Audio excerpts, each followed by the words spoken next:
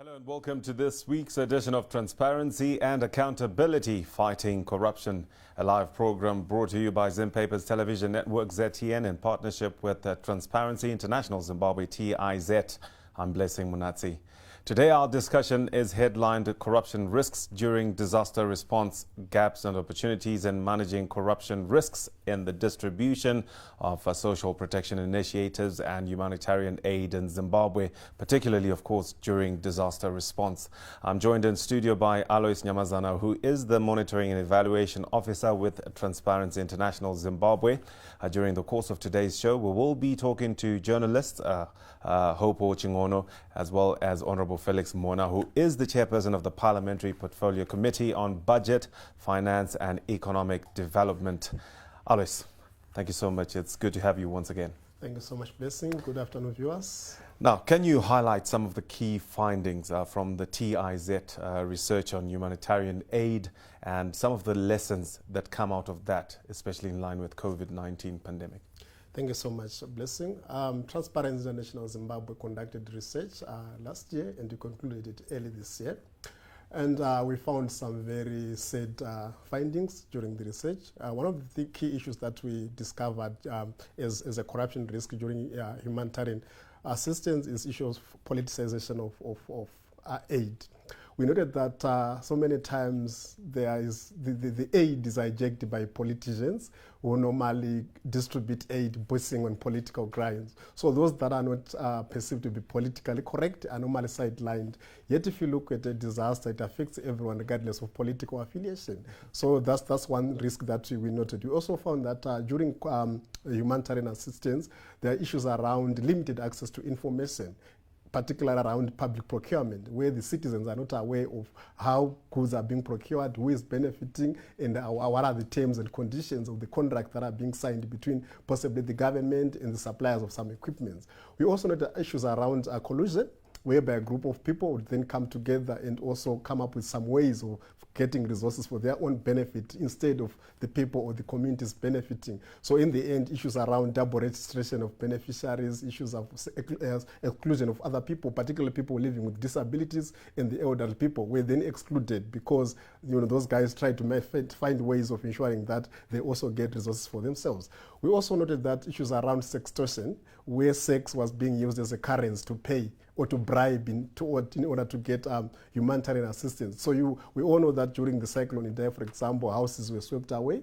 They suffered quite a number of losses. So people were also desperate, and in particular women, because of their caring roles, they are then vulnerable to that sexual exploitation because they needed the help. So we also discovered that so many times during humanitarian crisis, there are also flouting of some regulations, ethical regulations regarding issues around ensuring that people get access to basic services. So in the end, what we noted is that we received adequate resources, we received adequate funds to cater for the needs of the people in Chimanimani and as well as possibly in where the cholera epidemic happened. Mm-hmm. But because of corruption, those people are still in a very sad state. Roads have not been rehabilitated, they don't have access to water, they don't have access to adequate accommodation because the resources that were supposed to benefit them were then taken by some other few individuals in form of corruption. So in terms of the lessons for the COVID-19, we feel that there's need for a coordinated framework of ensuring that we deal out with some issues that are causing corruption during humanitarian assistance. So I think from the cyclone Idai, we were supposed, especially immediately after the cyclone Idai, we were supposed to do a review as a nation in terms of how we conducted ourselves, how we handled the resources, and also look at the corruption risks and gaps so that we can then deal with them. Right now in COVID-19, but it appears we do have to have a strategy to deal with corruption as a nation. Mm-hmm. Some key highlights that you're pointing out there. Probably we will be highlighting some of the points that you did raise with our guests that we will be in touch with over the telephone, Hope Chingono, as well as Honorable Felix Mona, to just shed more light on possibly the challenges that are involved maybe with this report. Now, this report, how recent was it? The report is very recent. Like what I said, you started very late last year and you concluded it very this year, I think around February, March. We actually wanted to launch it, but because of the COVID-19, we couldn't. So we are then trying to publicize it through these platforms like this one. So it's a very recent report. Now, the politicizing of aid, like you did mention, you obviously say it's a significant problem, but is it an impediment to relief efforts? It is indeed a serious impediment because, like what I highlighted earlier on, you know, these humanitarian crises, they don't select people based on their political affiliations, regardless of whether you belong to Party A, Party B, or Party C. You know, the cyclone just affects everyone. So this really then, if there's corruption, it automatically means that as people are going to be selected along political grounds, obviously others are going to be sidelined. Those that do not have political currents, those that are not politically exposed will then suffer. And that then will then infringe on their human rights in terms of issues around human dignity. So, you know, we might have donors pouring out quite a number of resources for fighting this crisis. But if there's corruption, then obviously the efforts will be useless. Right, this is corruption risks during disaster response, gaps and opportunities. That what we're looking at today. The program is Transparency and Accountability, Fighting Corruption, a program brought to you by Zimpapers Television Network in partnership with Transparency International Zimbabwe. Now I'm joined on the line by Hopo Chingono, a journalist. Hopo, good afternoon. Good afternoon. Now, Alois was just highlighting here the importance of access to information coming out of their recent research as an impediment, of course, to issues of social protection. How has the media performed, especially in times of disaster and looking around information access and also intended beneficiaries actually having information on their rights and their entitlements? Okay, you asked how has the media performed, is that correct? That's correct. How has it performed? I think what we have is structural weakness, not just in the media, but in the whole economy.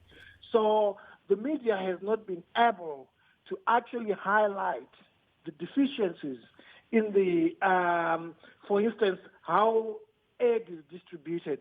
A good example is we have seen planes coming from outside the country bringing COVID aid into Zimbabwe, but the media has not been able to tell us where this aid has been taken to, how it has been distributed, who has been distributing it, and who has received it. We have not been able to get that from the media. So that's a very strong weakness, but it stems from the incompetence that we see not just in the media, but across the board. We don't have competent institutions that are able to hold the government to account for the actions and for how it distributes aid, whether it's coming from outside the country or whether it's social protection that is coming from government resources. Now, what are some of the risks likely to aid corruption tendencies during periods of disaster like the current COVID-19?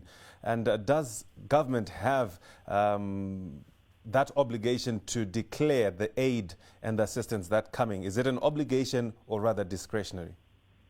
Of course, it's an obligation because the government is elected by the people. It should report back to the people that this is what we have received on your behalf and this is how we are going to use it.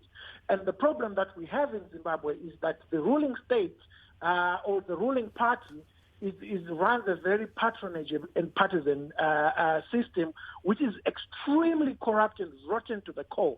So you find that if you go to Zishavani today, someone does not receive aid on the basis that they do not support the ruling party.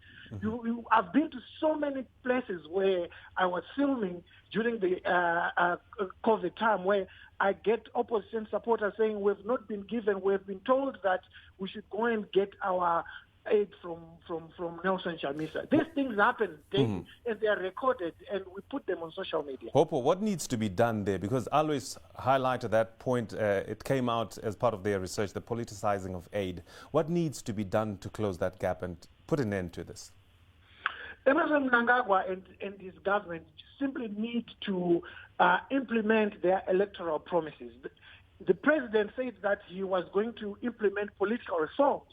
because the basis of the coup that took place was that it was going to undo the road that supposedly had taken place under Robert Mugabe. But that has never been done. We've just continued as if nothing has changed. So they need to implement political reforms that can make the institutions strong. And when they hire people, they should hire them on account of their competencies, not on clansman basis or who do you know basis. Now, let me take you to the point of Parliament oversight, its role. Is it effective in its mandate in improving accountability, especially of funds? I think in a broader perspective, our Parliament is weak because we send parliamentarians, we send people to Parliament who are not conviction politicians. They are going there. It's like a job for them, you know. So sometimes when you send people who are not competent to Parliament, you should not expect competence to come out of that Parliament. But this is you and me choosing these very people to represent us. Exactly, but you and me do not have control over how they are elected at party level. There's partisanship because the system, the country has become so deeply corrupt. You find that people are imposed. That's why you find that an independent MP will go and win. It's because the citizens are rebelling against political parties. But the rebelling has not been enough to make a substantive dent into the system or to force the political parties, both ZANU-PF and MDC, to implement reforms that bring transparency in how they select these candidates and how they are sent to Parliament. What can you say are the structural and policy gaps in Zimbabwe that actually promoted corruption to thrive to its current levels? It's just that, you know, the ruling party just did not live up to... You see, the one thing that your viewers must understand is that Zimbabwe does not lack a constitution that can stop this.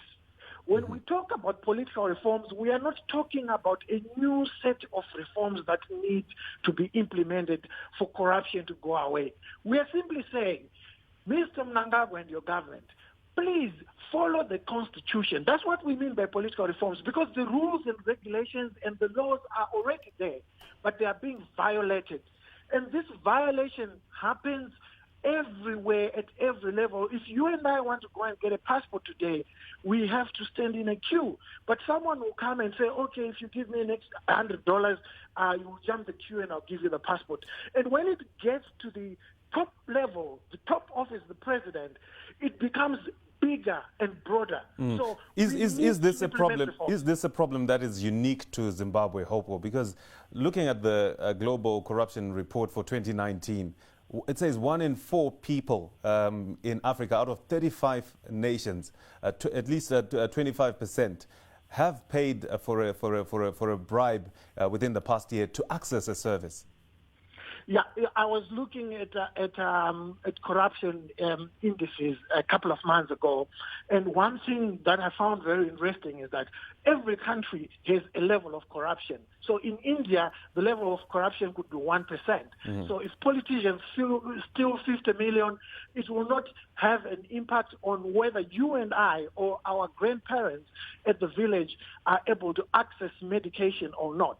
But the corruption in Zimbabwe has become so rampant that you would find that 3 billion goes missing and no one is able to account for it. The Ministry of Finance comes to Parliament and says that, yes, the 3 billion went missing, but we can't account for it. That kind of corruption is crude, and it destroys and it kills people. That's why we end up closing our hospitals for 4 months, because the level of corruption has become so obscene.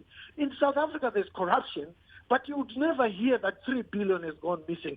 That economy is far much bigger than ours. As a call for action, would repossession of ill-gotten wealth be an option, and how can we ensure effective lifestyle audits?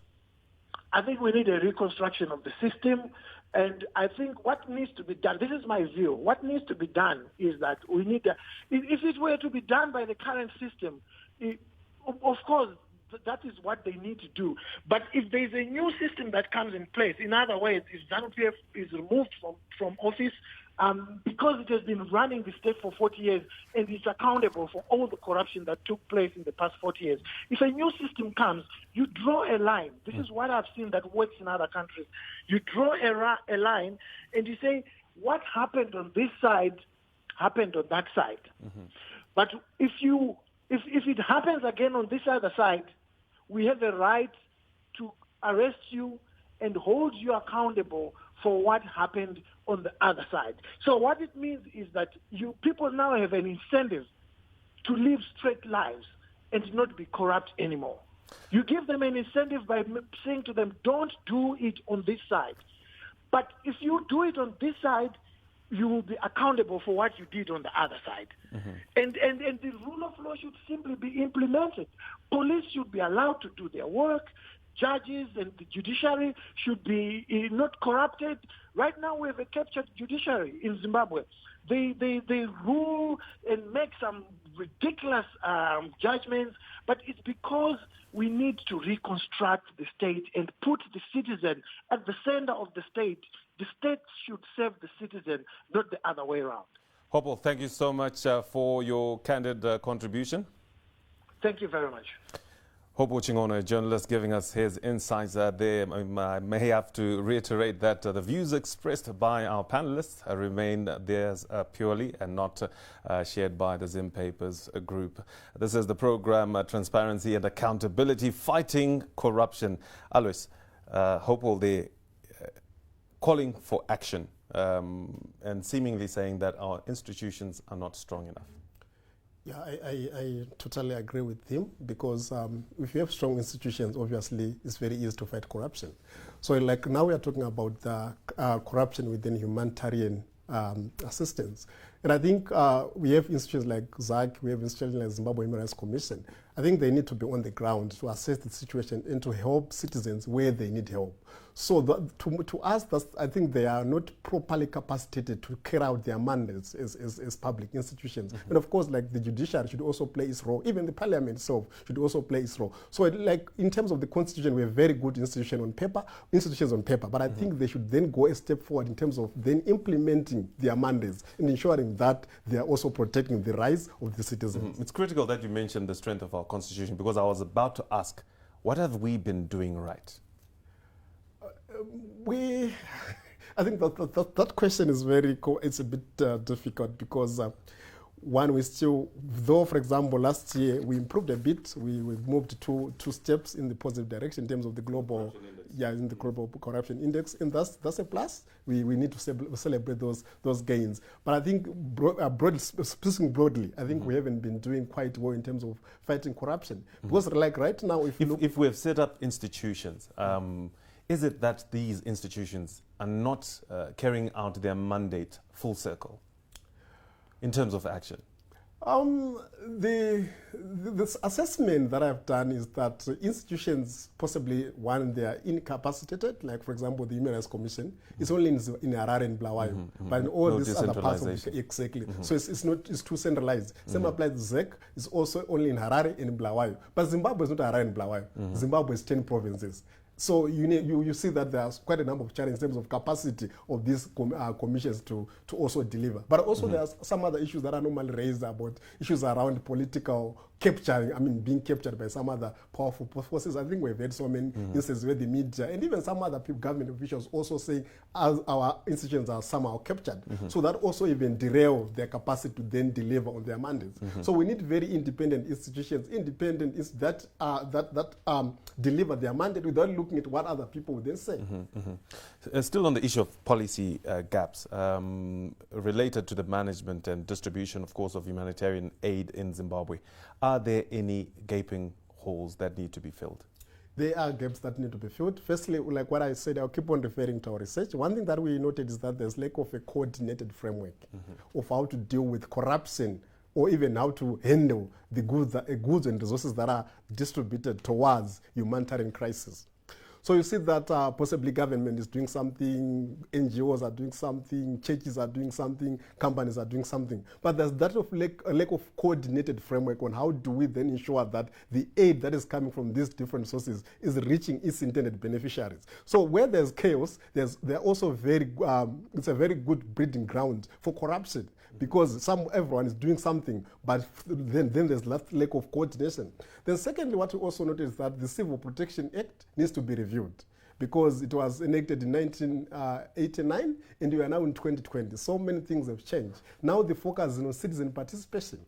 But the Civil Protection Act is also quiet on issues around citizen participation. So we need to then re-look at our Civil Protection Act to see whether it's addressing the current contextual realities in dealing with emergencies and humanitarian issues. Obviously, the role of the citizen remains critical in bringing corruption to the fore, because corruption does not occur in a vacuum, does it? But have we done enough to actually enable safe reporting of corruption, both in Zimbabwe and also in Africa? I would say we haven't done quite well in terms of ensuring that people report corruption. Firstly, there's a culture of fear in our country. People are not very confident to hold their leaders or duty bearers to account. Possibly it's because of our political landscape. If you go, Zimbabwe is too polarized, a polarized nation, where sometimes even if you highlight a very critical issue, genuine issue about maybe the conduct of a certain political person or a duty bearer, people will then start labeling you as politically incorrect. So people are then not very free to then report corruption cases. We have done some studies, even when we are doing our researches at Transparency International, even when we are doing our evaluations, sometimes people are not very even free to talk about corruption itself because of possibly some other cross-structural barriers. So those are some of the issues that we then need to deal with. Then the other thing that's missing is the whistleblower protection mechanism. There is no policy of protecting those that report corruption. You have to appear in person to then, if you are a victim or a witness of corruption, you have maybe to appear in person before the courts and testify, and it's a very cumbersome process. And then it's a deterrent for people to reporting corruption, because people then fear being victimized, all those things. So I think we have quite a number of gaps in terms of an enabling environment for people to report corruption. Would it be possible for someone to report corruption and not be a key witness, just taking a look at the judicial system that we have, because one has then to testify in a court of law?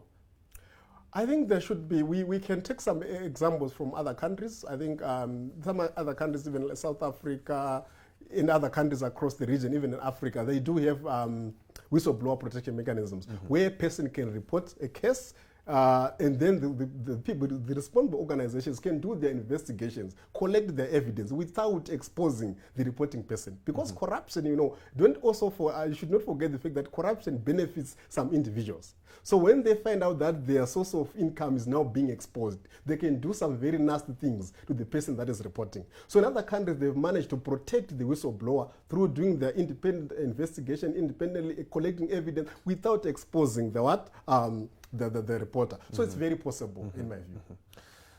The program is Transparency and Accountability, Fighting Corruption. Today we're looking at corruption risks during disaster response, the gaps and also the opportunities.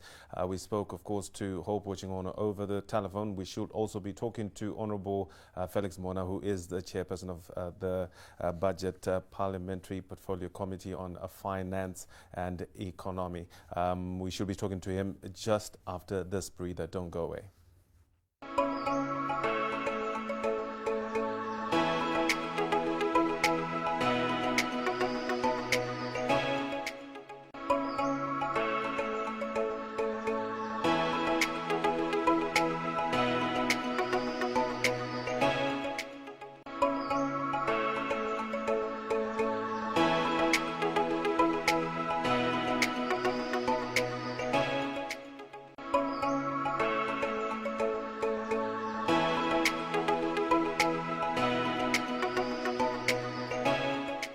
Transparency and Accountability, Fighting Corruption, a program brought to you by Transparency International Zimbabwe in partnership with Zimpapers Television Network. Today we're looking at corruption risks during a disaster response, the gaps and also the opportunities. I have in studio Alois Nyamazana, who is the Monitoring and Evaluation Officer at Transparency International. Now, Alois, before we took that short breather, you did highlight the issue of the polarized nature of Zimbabwe's political landscape and the issue of trust. I just want you to comment maybe on the mutual trust being a barrier to the fight against corruption now, especially between government and also the civil society. Thank you. Yeah, that aspect is a serious impediment towards in the fight against corruption, because civil society, there's that lack of linkages, collaborations between civil society and government. If you as you may be aware, civil society has done quite a number of researches. Civil society has done quite a number of interventions to fight corruption and also to promote transparency and accountability. But there's that lack of, I would say, buy-in or collaboration between the government and civil society, where sometimes I feel maybe because of our political, historical background, government may end up perceiving civil society as being politically incorrect or driving a certain political agenda. But while that's not true. But our happiest here is that I would say recently we've been able to work well with ZAC, and we actually have a memorandum of understanding. And to us, this is a step in the right direction. So I think there's that need for collaborations between government and civil society. As long as there's lack of that collaboration, then we'll not be able to then win the war against corruption. Transparency and Accountability is the program. I am joined now on the line by Honorable Felix Mona, who is the chairperson of the Parliamentary Portfolio Committee on Budget, Finance and also Economic Development. Honorable Mona, it's so good to have you. Thank you very much, Blessing. How are you? Fine, thanks. As the Parliamentary Committee on Budget and Finance, what are you doing to ensure that accountability of resources harnessed by government are actually disbursed? Thank you very much, Blessing. I'm sure and also glad to say that as Parliament, we are mandated by the Supreme Constitution of Zimbabwe, and in particular Section 299, subsection 1 and 2, provides for oversight role of Parliament. So it means whatever is being expended by government, Parliament has to take government to account. Mm-hmm. And I think given the nature of our Parliament is enshrined in the Constitution, you find that it is very important, the issue of the doctrine of separation of powers. Mm-hmm. So in whatever the government does, whether there are donations, whether there are funds coming through, it is the mandate of Parliament to do the oversight. Mm-hmm. And in particular, my committee is responsible. Have we been effective in this role of oversight? Because I was talking to Hope Watching on just now over the phone, and he seems to be of the perception that Parliament is being bypassed somehow. You know what, Blessing, especially in the advent of any pandemic, at times institutions are caught unawares.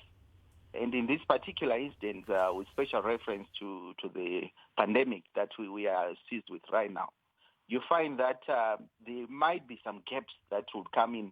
Not necessarily that one is being overlooked, but there are no mechanisms in place to address, because it will be the face of its own kind. Mm-hmm. So I think if you remember well, a week ago, Parliament had to reconvene so that the map, a way forward, is to address the roles of Parliament. And I'm glad to say my committee is one of the 6 committees that are actually meeting to address the issues of the legislative, the oversight role, and we are in the process of trying to see what really transpired during the lockdown period and how the government was expending. And on that note, we have also written to the Minister of Finance and the Governor of the Reserve Bank of Zimbabwe, who will be coming to the committee next week on Wednesday, and thereafter also have time to interrogate the Minister of Finance so that we do take him to task to say what is really happening and what really transpired during mm-hmm. the lockdown period. Mm-hmm. Given the nature of the disaster, like you have highlighted, are we doing enough to maintain the checks and balances to the same strict guidelines in order to ensure that accountability is actually observed? Blessing, we've got the necessary tools in our arsenal, and one of them is the Constitution. But what is actually of paramount importance is the implementation.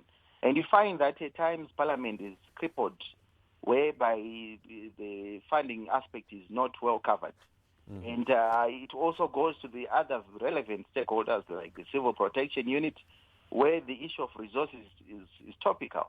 Mm-hmm. So you find that maybe with the emergence of coronavirus, you find that there's been a talk on the Pandemic National Disaster Fund, which has been on the cards even during the old dispensation. And the current dispensation is also pursuing that, mm-hmm. so that it comes before Parliament. And having that Pandemic National Disaster Fund, mm-hmm. it will then enable Parliament to actually run its affairs properly. And I'm sure that this is something that will also be tabled by His Excellency Comrade Emerson Mnangagwa, mm-hmm. So that we look into it and make it into law so that it becomes operational. Maybe possibly two quick questions out of that. How are we going to fund that? Do we have budget provision for that? And also, can you highlight the social protection priorities of government in light of the current COVID response? Thanks, Blessing. I think, in other jurisdictions, you have heard of the sovereign fund, where a nation would actually create its own funding. Mm-hmm. But like any other country, we are still growing as a nation, and we continue to still appeal to the outside world, whether it's bilateral, multilateral players, so that they also come in board. But given the prevailing situation whereby Zimbabwe is under sanctions, resource mobilization has been quite a challenge. And I think given the situation that we have, you find even prioritization of resources in the current pandemic, whereby the minister was taken from other ministries trying to fund, but also having well-wishers, of which I have to thank those well-wishers who have been donating generously to the nation, mm-hmm. is trying to raise the funds. Mm-hmm. But if you look at the prioritization, whereby the budget, currently the health ministry was allocated about 6.5 billion, mm-hmm. and another 1 billion has been channeled by the Minister of Finance to also cater for the emergencies that have come in that regard. And also the social protection nets, whereby stimulus package is trying to address those who have been affected by the pandemic. Mm-hmm. So you see that these are the initiatives, but there is only a possibility of a supplementary budget in other aspects, whereby the minister has to come before Parliament again to seek for more funding. Mm-hmm. Now, the issue of recurrence is something that needs to be avoided in any disaster. Do we have any lessons that we've learnt from the Cyclone Idai? It would not be prudent to leave out the biggest disaster that hit the country in the first quarter of last year. Are there any lessons that came out of that are actually being implemented in the COVID response?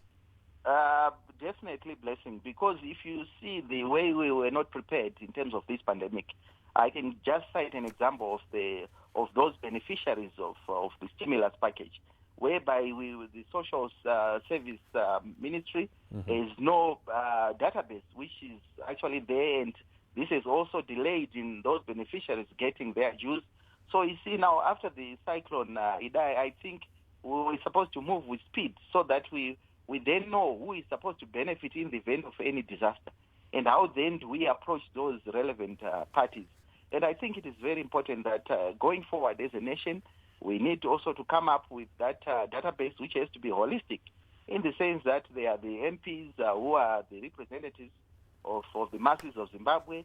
They will also have the councillors. I can just say the whole structure, whereby we put up structures, and we know that in the event of a disaster, we've got our SMEs, we've got the vulnerable people, and the administration of the case transfers will not be a problem. Mm-hmm. Now, as a country, do you think that we have adequate guidelines for ethical procurement practice? Blessing, that has been a debate in a number of circles, but I think we do have, and especially going back to the issue of the new dispensation, whereby the president is preaching the issue of corruption.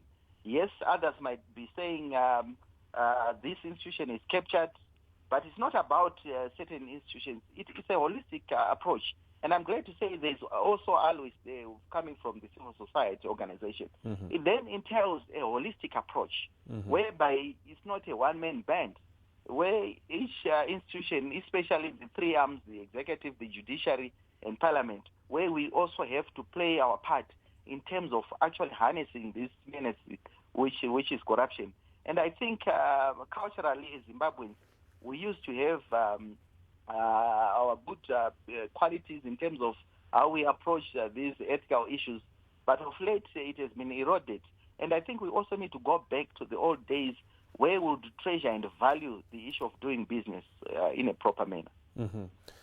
Now, the parliamentary portfolio committees, what needs to be done also to improve their effectiveness? Have they been effective? You mentioned that there are about 6 of them. Have they been effective in the way that they're rolling out their business? I can say to a certain extent, Blessing, I cited the issue of resources, which is something that is actually hindered the flow of business at Parliament. But still at the end of the day, it's an ongoing process. And I can say that as Parliament being the watchdog, what we also need to do is to also continue engaging the executive.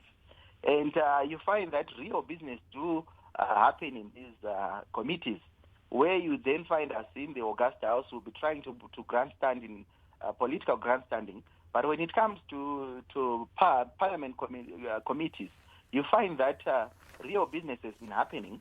And it used also to be a taboo to be in such fora like the one that we will be having with the civil society organizations. But I'm glad to say, in particular myself, I've been attending such fora so that you then hear the other side. What are the concerns? What are the citizens saying? And we cannot just disregard the element that the citizens are feeling that we are not doing proper in terms of administering the way we do in terms of corruption. But I can say that with the help of the civil society, in terms of raising awareness to the masses of Zimbabwe, is something that will then eventually come to fruition in terms of harnessing the issues of ethical behaviors. Honorable Mona, thank you so much for joining us this afternoon. Thank you very much, Blessing. Good day.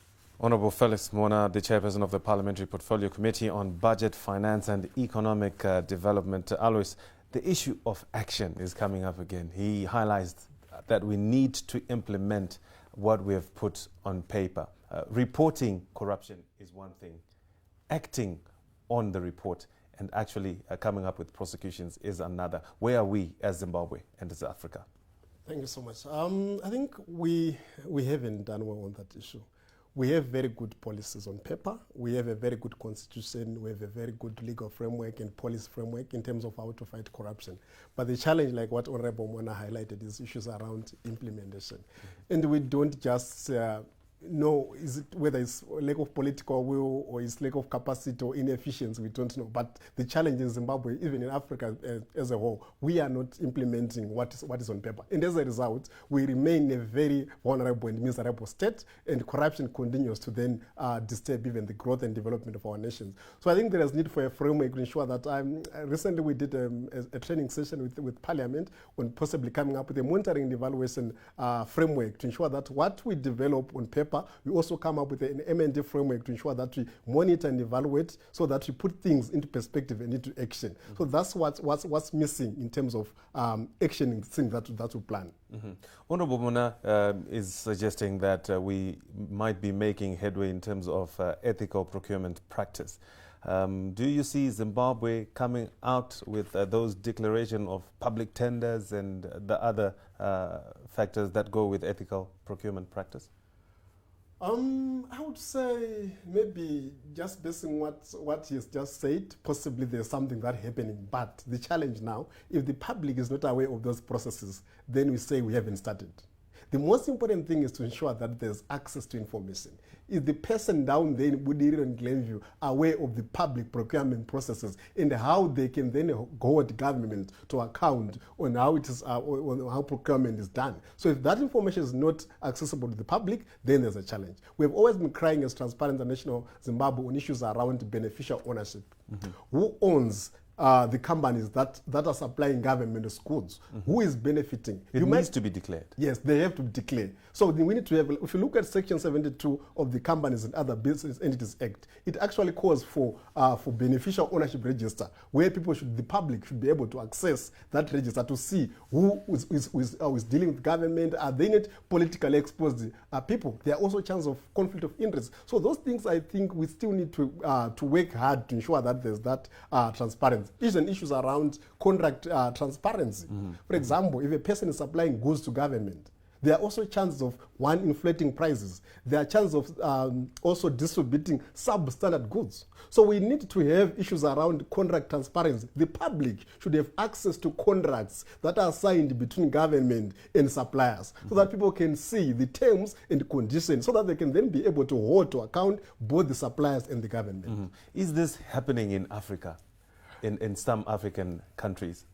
Yes, in some countries it's happening. I normally give example of South Africa. South Africa has been trying very hard to ensure that there's transparency, even issues around open contracting, issues around even Botswana. If you look even recently, Botswana scored very high in terms of the global corruption perception index. So other African countries are doing very well, but generally as a continent, we haven't done quite well on that one. Because even if you look at some other, we have had instances where even our resources are actually used as what to call it, where the government try to take loans, and also they then say, we will give you these resources, we fail to pay. So we've seen our natural resources as collateral, yes. Our natural resources then being used as collateral. So what will happen to the generations to come if we then fail to pay? So there's need for contract transparency on everything that we do, even in the distribution and management of aid in humanitarian crisis. Are there any common barriers to the anti-corruption fight in light of disasters, especially in the region, and how can we close these? I think the common barriers that we have seen is, one, issues around cartels. That's a problem in Africa, even maybe beyond. Because the challenge with cartels is that they end up weakening institutions, because they end up controlling those people that are supposed to ensure that there's justice, there's transparency. So I think the issues of cartels, of very few people controlling the government systems and public institutions, that will then derail all efforts to fight corruption. Because even if, for example, a person reports case of corruption, those people then control even the judiciary, and justice will then take place. We've also even seen issues around political will, where the politically exposed people are also controlling even public institutions. The challenge that we have, Blessing, in Africa is that the corrupt people are the heroes, if you look at it. Recently, we had a guy who came out publicly holding some bricks of money. In the eyes of the public, that person is a hero. And up to now, we haven't seen what happened to that person. So if children are seeing that person holding the bricks of money, they see that person as a hero. We have seen several instances where possibly public projects public projects have been paid for, but the people don't deliver. And those people that take the public resources, they are then also regarded as what? As heroes, because they flash out, very good fashion. They flash out, a lot of things. So we may be building perceptions, but I understand that man might have been arrested after the Arabs had made that call. Calling for... Possibly, we don't know. But we don't have that information, unfortunately. And Zimbabwe's effort to fight corruption, especially in disaster, is the civil society enabled to roll out its mandate? Hopo was of the opinion that the CSOs are stifled in carrying out their mandate. Yeah, I would say, like what I highlighted earlier on, there's that lack of collaboration between government and civil society organization. The civil society organization, they are very capacitated in terms of finance-wise. We do quite a number of researches. We engage with communities. We know what people want at community level. But there's that lack of trust between the civil society and the government, because sometimes they might then say this is the information that is coming from people, but because of those political barriers, they might fail to accept it. So that's then puts some kind of barriers in the fight against corruption, and also in the capacity of the civil society to deliver on its mandate in the fight against corruption. But let me also say that we are happy, especially as Transparency International, we are actually a step in the right direction. Like what I said, we are now working with Zimbabwe Anti-Corruption Commission. We are working with Parliament. Actually, Honorable Mona's committee is one one that we work with closely. So we've been training Parliament, we've been working together in terms of even capacity building. So I think, yeah, things are beginning to open up, but I think we still also have a lot of work to do. Yes. Alois, maybe I can ask you to give your closing sentiments as we head to a close. Thank you so much. What I would say is that corruption is a cancer that is killing our society. You know, we have quite a number of natural resources. We are rich resource-wise as a nation, but we are still in poverty. So what I'm saying is we are calling upon all the stakeholders, government, everyone, the citizens of Zimbabwe, to ensure that we join hands in the fight against corruption. We are going to have disasters. We had the cyclone Idai. Currently we have the COVID-19. We are going to have disasters. So what do we need to do as a nation? Let's be proactive. Before the disaster, let's come up with policies, mechanisms, let's activate systems and processes to ensure that when disasters happen, our public resources will not be abused by corrupt individuals. Alois, thank you so much for coming through once again today. Thank you so much, listening. Now, as we come to the end of our show, Transparency and Accountability, I would like to thank Alois Nyamazana, Monitoring and Evaluation Officer with Transparency International Zimbabwe, who was my in-guest studio today. And many thanks to my guests that joined this discussion via telephone, Honorable Felix Mona, who is the Chairperson of the Parliamentary Portfolio Committee on Budget, Finance and Economic Development, and journalist Hopo Chingono. Our discussion today was looking at corruption risks during disaster response, the gaps and opportunities in mitigating risks of corruption related to social protection initiatives as well as humanitarian aid in Zimbabwe. Many thanks, of course, to our partner Transparency International Zimbabwe and all our viewers who followed this discussion through our platforms. Keep in touch with more ZTN programming via our social media platforms on Facebook, Zimpapers TV Network, on Twitter at ZTN News, our Facebook ZTN.co.zw, on YouTube is just ZTN. Now we close with a quote from Transparency International Chair Delia Feria Rubio, who says, open quote, public sector corruption doesn't exist in a vacuum. Foreign bribery and money laundering divert critical resources away from public services and ordinary citizens suffer the most. Close quote. The fight against corruption is definitely our fight. Let's play our part and report corruption. My name is Blessing Munatsi. It has been an absolute pleasure. Stay safe. Good afternoon.